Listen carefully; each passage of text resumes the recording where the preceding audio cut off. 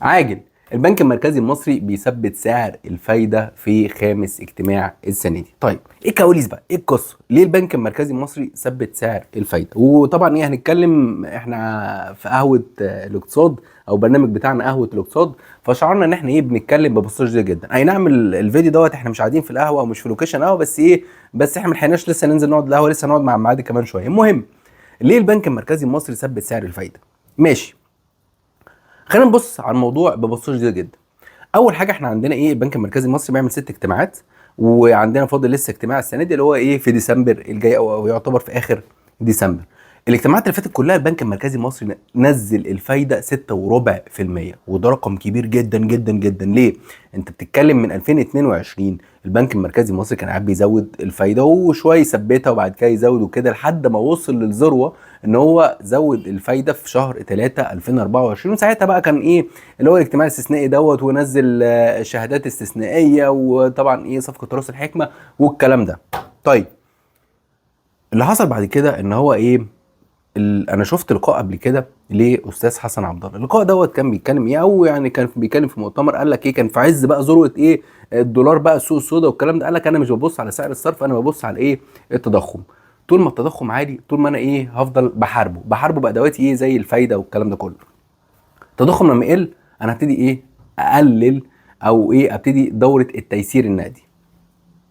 تمام. طيب اللي حصل ايه، التضخم السنه اللي فاتت كان عالي، السنه دي التضخم ابتدى ينزل برقم كبير جدا. يعني عايز اقول لك ان التضخم وصل في وقت من الاوقات 11.7 على 10، يعني 11.7 على 10%.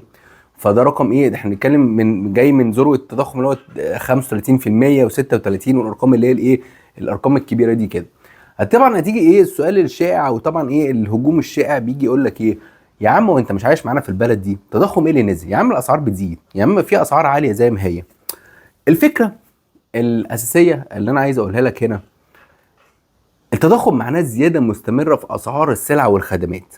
يعني ايه يعني النهارده هو بيقارن الزياده بتاعت الاسعار هنا بالزياده بتاعت السنه اللي فاتت.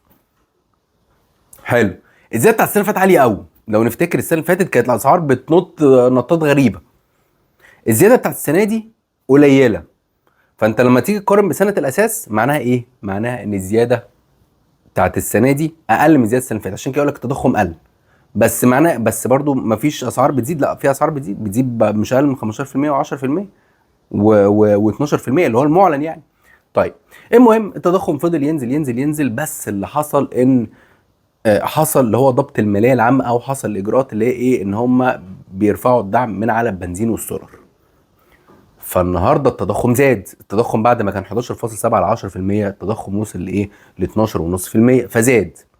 هنا البنك المركزي بناء على قرار النهارده قال لك بس هدي اللعب، انا نزلت الفايده السنه دي 6.25%، فانا عايز اخد وقت شويه بس كده اشوف السوق هيستوعب النزوله الجامده دي ولا ايه الدنيا.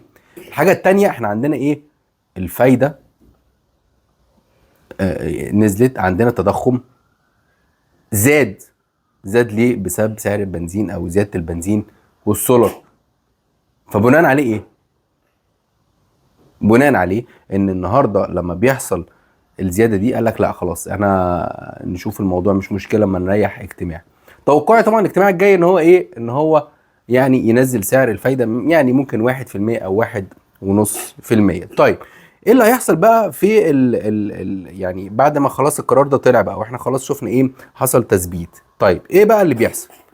اللي بيحصل ان احنا بالنسبه للمدخرين والمقترضين يبقى الوضع على ما هو عليه، مفيش حاجه هتتغير. اسعار الفوائد اللي هي بتاعت الشهادات هي اللي هي قرب 17%. هنلاقي خلاص احنا قلنا الشهادات 17% زي ما هي. هنلاقي ان احنا عندنا برضو الحسابات التوفير اللي هو ما بقاش حد يقرب منها قوي. يعني المهم يعني ايه حسابات التوفير، يعني بالذات الناس اللي هي ايه بمبالغ صغيره، حسابات التوفير تعتبر هتفضل زي ما هي، اذون الخزانه هتفضل زي ما هي. ولذلك هتلاقي ان اذون الخزانه افضل حل للناس اللي هي بتستثمر فلوسها لمده من 3 شهور 6 شهور 9 شهور سنه. ليه؟ انت النهارده بتتكلم في 26% و25% قبل الضرايب، بعد الضرايب بنتكلم في 20%، 19 ونص 21. يعني ايه؟ فبرضو احسن من كل الاوعيه الداخليه اللي موجوده دلوقتي. فاحنا كده ايه بنتكلمنا على موضوع اللزوم الخزانه ومدخرين ومقترضين. طبعا الجنيه هو كده كده في يعني بيزيد ويقل على حسب السيوله الدولاريه. فده ايه، ده كده الملخص بتاع اجتماع البنك المركزي النهارده. وتاني احنا عندنا لسه اجتماع في اخر 12، فبناء عليه انا اتوقع تاني ان البنك المركزي المصري يعني ممكن ينزل الفايده 1.5%. ده كده كان ملخص، يا رب اكون قدرت افيدكم كده. حاولت ابسط لكم الموضوع ببساطه شديده جدا. يا رب اكون قدرت افيدكم، واشوفكم في فيديو جديد. شكرا ليكم.